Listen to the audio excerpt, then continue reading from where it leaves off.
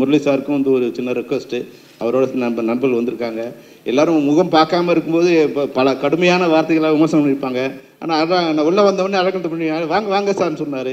அதுதான் வந்து 25 வருஷமாக நாங்கள் ஒன்றா சேர்ந்து ஒர்க் பண்ணதோட உண்மையான நட்புங்கிறது வந்து அதுதான், அந்த இதயத்தில் இருந்தோட தான் உண்மையான நட்பு. வார்த்தைகளில் வந்து முரளி சார் வந்து என்னைக்கு என்னை விமர்சனம் பண்ணியிருந்தா கூட நான் எனக்கு வருத்தப்பட்டதே இல்லை. ஏன்னா முரளி சாரோட இதயம் என்னன்னு எனக்கு தெரியும். அவர் வாய் சில நேரங்களில் வந்து சில வார்த்தைகளை வந்து அவர் இருக்கிற பொசிஷனுக்கு, அவர் இருக்கிற தலைமை பண்பு கேரக்டருக்கு அது மாதிரி சொல்லலாம். ஆனால் ஒரு காலத்திலும் நான் வந்து என்னை விட தமிழ் திரைப்பட தயாரிப்பாளருக்கு வேலை செஞ்ச, இல்லை அவரோட நலனை எண்ணி அவர்களுக்காக வேலை செஞ்ச ஒருத்தர் நீங்கள் வேறு யாரும் என்னை விட பெரிய ஆளாக நீங்கள் பெரியன்னா அதிகமாக ஒர்க் பண்ணவங்கள நீங்கள் வந்து உண்மையாக இருக்க முடியாது. ஏன்னா அவ்வளோ சின்சியராக தமிழ் இண்டஸ்ட்ரியில் ப்ரொடியூசர்ஸ்லாம் இருந்தால் தான் இந்த இண்டஸ்ட்ரி நல்லாயிருக்கும், ப்ரொடியூசர்கிட்ட தான் அனைத்து அதிகாரங்களும் இருக்கணும் அப்படிங்கிறத ஒரு முறையும் நான் வந்து வலியுறுத்திட்டே இருப்பேன். இன்றைக்கி நான் சொல்லும்போது இப்போது ஏற்கனவே வந்து ஒரு மறுசீரமைப்பு விதிக்கு வரும்போது ஒரு சின்ன ஒரு பாயிண்ட் வந்தது. அதாவது வந்து படத்தில் நடிக்கிற ஆர்டிஸ்ட்டோ இல்லை படத்தில் நடிக்கிற டெக்னீஷியனோ அந்த படத்தில் நடித்து முடித்து ரிலீஸ் ஆகிற வரைக்கும் பொதுவான கருத்துக்களை, அரசியல் கருத்துக்களை, மத சார்பான கருத்துக்களை, மொழி சார்பான கருத்துக்களை வெளியிடக்கூடாது அப்படின்னு ஒரு தீர்மானம் இருந்தது. அப்போ வந்த டெக்னீஷியன்ஸு, டைரக்டர் இருக்கலாம், எதுக்குன்னா எங்கள் சுதந்திரம் பறிபோதே, எங்களோட இது கருத்தை சொல்லக்கூடாது, நாங்கள் என்ன அடிமைகளா? அப்படி இல்லை விஷயம்.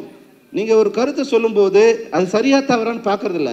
அவர் நடிகனா ஒரு தொழில்நுட்ப கலைஞராக நீங்கள் கருத்தை சொல்லும்போது அது உங்களை பாதிக்கிறது இல்லை, அது அந்த படத்தை பாதிக்குது.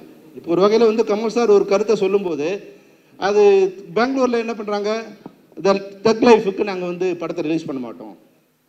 உடனே இப்போ நம்ம என்ன சகோதரர் சீமான் என்ன சொல்கிறாருங்க, நான் கேஜிஎஃப் படத்தை ரிலீஸ் பண்ண மாட்டோம். இப்போ சினிமாவுக்குள்ளே அரசியல் வராமல் இருந்தால் சினிமா நல்லாயிருக்கும். சினிமா அது தன்னைத்தானே காப்பாற்றுக்கு. நீங்கள் உங்கள் வேலையை பாருங்கள். ஒருவேளை நீங்கள் வந்து அங்கே இருக்கிற கன்னட அமைப்புகள் வந்து கமலஹாசன் சாருக்கு நீங்கள் வந்து எதிர்ப்பு தெரிவிக்கிறதா இருந்தால் மக்கள் நீதி மையம் இங்கே வந்து நாங்கள் ஓட்டு போட மாட்டோம்னு சொல்லுங்கள். அதுதான் வந்து சரியான, அவர் அப்போ வந்து சரியாக இருப்பார். ஆனால் நீங்கள் தமிழ் படத்தை ரிலீஸ் பண்ண மாட்டோம், அங்கே இருக்கிறவங்க தமிழ் படத்தை ரிலீஸ் பண்ண மாட்டோம்னு சொல்கிறதும், பதிலுக்கு நீங்கள் எங்களை சப்போர்ட் பண்ணுறதை நினச்சி நான் கன்னட படத்தை ரிலீஸ் பண்ண மாட்டேன்னு சொல்கிறதும் இன்னும் பிரிவினை தான் அதிகமாக்குமே தவிர வந்து அது ஒற்றுமையை வளர்க்காது. ஒருவேளை இங்கே இருக்குன்னு சொன்னால் தக் லைஃப் வந்து கன்னடாவில் ரிலீஸ் பண்ணுவேன், கர்நாடகாவில் ரிலீஸ் பண்ணுவேன் அப்படிங்கிற இது சொன்னால் அது நல்லாயிருக்கும். எப்பவுமே அரசியல் வந்து மனிதர்களை பிரிக்கும், சினிமா வந்து மனிதர்கள் ஒன்று சேர்க்கும். இங்கே சினிமாவில் வந்து ஜாதி, மதம், மொழி, இப்போ பாருங்கள் பல்வேறு, இப்போ கன்னடாவில் வந்து ஹீரோயின் வந்திருக்காங்க, கேரளாவில் வந்து ஹீரோ வந்திருக்காரு, பல்வேறு மொழியிலேருந்து பல்வேறு மதங்கள் வந்திருக்காங்க. தமிழ்நாடு வந்து பெரும்பாலும் எல்லாரையும் வந்து ஒரு அரவணைச்சு போகிற இது. இந்த இடத்துல வந்து அரசியல்வாதிங்க அரசியல் மட்டும் பண்ணிட்டு இருந்தால் போதும். தமிழ் சினிமாவில் ஏற்கனவே நிறைய பாலிடிக்ஸ் இருக்குது, நீங்கள் வேறு பொலிட்டிஷியன்ஸ் உள்ளே வந்துட்டிங்கன்னா இந்த சினிமா இன்னும் மோசமான நிலைமைக்கு போய்டும். அதனால் எங்களோட வேண்டுகோள் என்னன்னா, குறிப்பு ஏற்கனவே நாங்கள் வந்து நடிகர்களுக்கோ இல்லை மற்ற தொழில்நுட்ப கலைஞர்களுக்கோ ஒரு வேண்டுகோள் கொடுத்துருக்கோம். தயவு செய்து உங்களோட கருத்துக்களை படம் முடிஞ்ச பிறகு நீங்கள் சும்மா இருக்கும்போது இல்லை அரசியலுக்கு போயிடுங்க. மொத்தமாக எங்கள் சினிமாவில் இருந்துட்டு சொல்லும்போது சினிமாவும் பாதிக்குது. அது ஒரு ப்ரொடியூசர் பண்ணும்போது ப்ரொடியூசர் ஒரு தப்பும் இல்லை. இப்போ இதே படம் ஒரு வேளை கமல்ஹாசன் சாராக இருந்தால் சமாளிக்கலாம், வேற ஒரு ப்ரொடியூசராக இருந்தாங்கன்னா அந்த படம் அங்கே ரிலீஸ் பண்ணால் இன்றைக்கி வந்து மிகப்பெரிய ஒரு பார்ட் வந்து ரிலீஸ் பண்ண முடியாமல் போகிற ஒரு சுச்சுவேஷன் வருது. இன்றைக்கி வந்து சமூகம் எப்படி இருக்குன்னா ஒரு கொந்தளிப்பான சூழ்நிலை இருக்குது, எங்கே சண்டை போடலாங்கிற மாதிரியே காத்துக்கிட்டு இருக்காங்க. அதனால் வந்து இது போல விதிகளில் முரளி சாருக்கு தெரியும். உண்மையாகவே வந்து டைரக்டர் பேசும்போது சொன்னார், உதயா பேசும்போது சொன்னாங்க, ஒரு பட்ஜெட் போட்டு வந்து ஒரு பிளான் பண்ணி இந்த படத்தை பண்ணியிருக்கணும். தமிழ் சினிமாவில் இது வரைக்கும் கேஆர் சார் இருக்காங்க, பல்வேறு முறைகள் நம்ம முயற்சி பண்ணியிருக்கோம். நாங்கள் வந்து டைரக்டர்ஸ் யூனியனில் டைரக்டர் கையெழுத்து வாங்கியிருக்கோம். நீங்கள் போட்ட பட்ஜெட் படி, நீங்கள் போட்ட பிளான் படி படம் முடிக்காமல் எக்ஸஸ் பண்ணிங்கன்னா உங்கள் சம்பளத்துலேருந்து நாங்கள் பிடிச்சிப்போம் அப்படின்னு தயாரிப்பாளர்கிட்ட கையெழுத்து போட்டு கொடுத்துருக்கோம். நாங்கள் இது வந்து இந்த 50 வருஷ சினிமாவில் நடக்காத ஒரு விஷயம். இதுக்காக பல்வேறு முயற்சிகள் எடுத்து தமிழ் சினிமாவும் தமிழ் திரைப்பட தயாரிப்பாளர்களும் நல்லா இருக்கணும்னு நாங்கள் பல்வேறு விதமாக முயற்சி எடுத்துகிட்ருக்கோம்.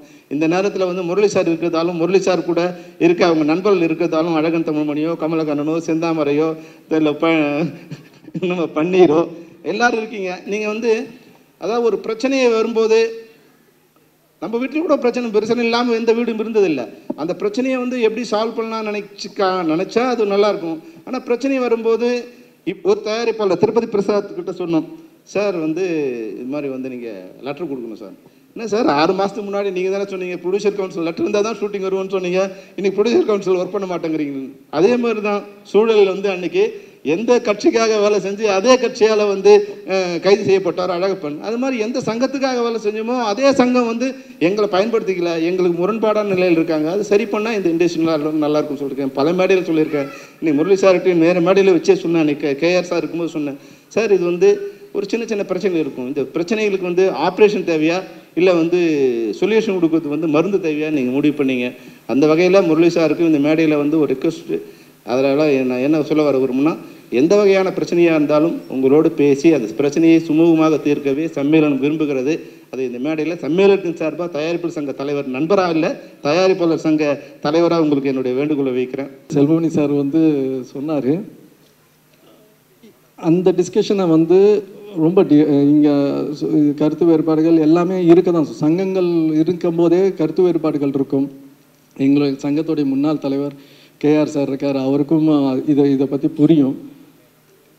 இந்த பிரச்சனை வந்து வந்து தயாரிப்பாளர் சங்கத்தோடைய உரிமை பிரச்சனை. அதை கரெக்ட் பண்ணிட்டா அது எல்லாமே சரியாக இருக்கும். ஏன்னா எங்களோட உரிமையை கொடுத்துக்கூடிய தலைவர் முன்னாள் தலைவர் இருந்திருக்காங்க, கேஆர் சார் இருந்திருக்காரு. அவர் இருக்கும்போது அவருடைய உரிமையை விட்டு கொடுத்து இருப்பாரா? அந்த சங்கத்தை விட்டு கொடுக்கவே யாருக்குமே இருக்க முடியாது. நான் இந்த நேரத்தில் அந்த சங்கத்தில் தலைவர் பொறுப்பில் இருக்கிறதுனால நான் அதை வந்து செல்வமணி சார்ட்டையும் எக்ஸ்பிளைன் பண்ணி சொல்லியிருக்கிறேன். இந்த மேடையில் வந்து அவர் வீடுகள் வச்சதுனால நான் சொல்கிறேன், எங்கள் தயாரிப்பாளர் சங்கத்தோடைய உரிமையை வந்து கொடுங்க. என்னென்ன சங்கத்தோடையோ இப்போ ஆரம்பித்த சங்கம் இன்னும் புதுசு சின்ன சங்கங்கள் எல்லா சங்கத்தோடையும் போய் நீங்கள் ஒர்க் பண்ணும்போது பாரம்பரியமிக்கமான இவ்வளோ தயாரிப்பாளர்கள் அத்தனை ஜாமான் இருக்க தயாரிப்பாளர்கள் எங்களுக்கு முன்னோடிகள் எல்லாருமே இருக்கிற தயாரிப்பாளர் சங்கத்தை நீங்கள் வந்து உதறி தள்ளக்கூடாது. செல்வமணி சாருக்கு தெரியாது எதுவுமே கிடையாது, என்னோட சீனியர் தான், அவர் இந்த சங்கத்தில் இருந்தவர் தான், அவருக்கு இது புரியும் தெரியும். இதை நீங்கள் சரி செய்யுங்கள். நாங்கள் வந்து என்றைக்குமே தொழிலாளர்களுக்கு அகேன்ஸ்டாக நாங்கள் எந்த முடிவுமே நாங்கள் எடுக்கலை. ஆனால் நீங்கள் வேண்டாம் சொல்லும்போது நாங்கள் எங்களுக்கு ஆல்டர்னேட்டாக நாங்கள் தேடி போக வேண்டிய சூழ்நிலையில் நீங்கள் தான் தள்ளப்பட்டு விட்டுருக்கீங்க. அது எங்களுடைய தவறு கிடையாது. இந்த நேரத்தில் செல்வமணிக்கு அதையும் சொல்லிக்கிறேன். இதை பற்றி இன்னும் டீட்டெயில் டிஸ்கஷன் எல்லாம் இந்த மேடை வேண்டாம். இந்த மேடை வாழ்த்துறதுக்கு வந்திருக்கோம். இது சக்ஸஸாக நடக்கட்டும்.